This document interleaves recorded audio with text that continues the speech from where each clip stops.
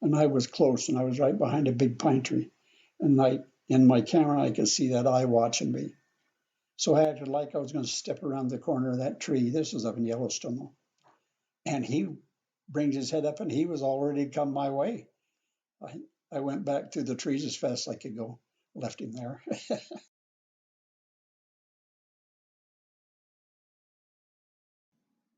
Folklore, I would take it to mean it's the stories that people tell to explain why something happened historically and why something may continue to happen in the future. It's stories, it's history, it's That's more legendy and stuff to me, I guess. But I definitely think traditions, like family traditions, would be like more modern folklore, I guess. folklore is the collection of stories that build a culture. I think traditions would probably be the closest thing I could think of as The stories that we share as a collective, and whether those stories come from family or more of a general place like Santa Claus. Powerful. Stories passed on by generations filled with love and warnings of danger. Stories of things people saw that couldn't be explained at the time, turning into myths of the eldritch and unknown staring back. Well, my first reaction was that I think of family, stories. Just everything around it.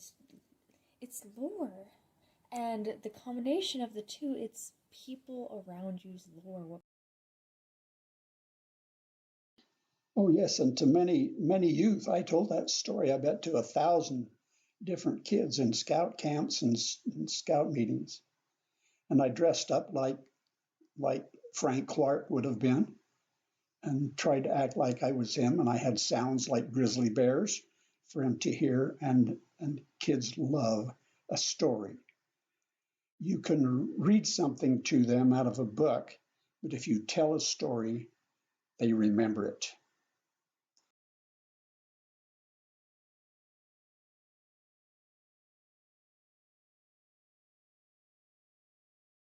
Well, it keeps the history part of our lives, and it's something for us to remember. And if they're our ancestors, it gives us something to compare to them and to be part of them. I definitely think it's important. I want to say yes because I love studying cultures. And the reason why I would say yes is because you can see that culture's influence on the story because the story will appear, most folklores appear in multiple, I think we talked about this, in multiple cultures. Well, they're both important. But I think when you're telling the story, just tell the story. The facts you can put in the appendix.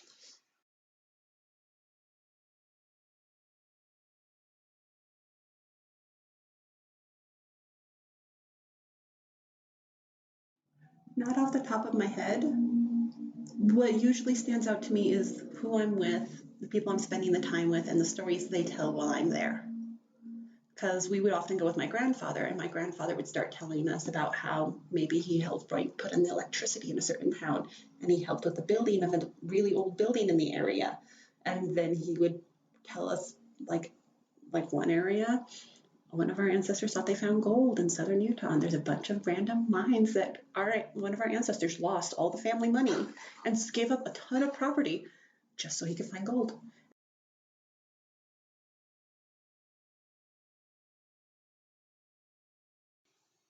Oh, questions like how big was old Ephraim? Um, did he have big teeth? And um, how come it took him so long to catch him, to kill him? He was a smart bear, and nobody knows how he got the 3 toes. They said that possibly he was born that way, but maybe he was caught in a trap by the foot when he was little, and that's why he was so smart about traps.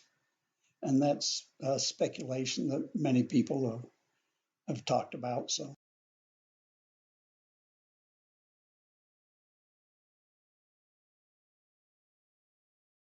Once that I was like, wait, I feel like I'm reading a Western novel. Because, okay, my ancestor won the girl, ends up marrying her, and the rival is not happy with this and ends up trying to meet my ancestor in the middle of a canyon to kill my ancestor. And I took a picture of a big moose that was looking at me, and he acted like he didn't see me. And I was close, and I was right behind a big pine tree.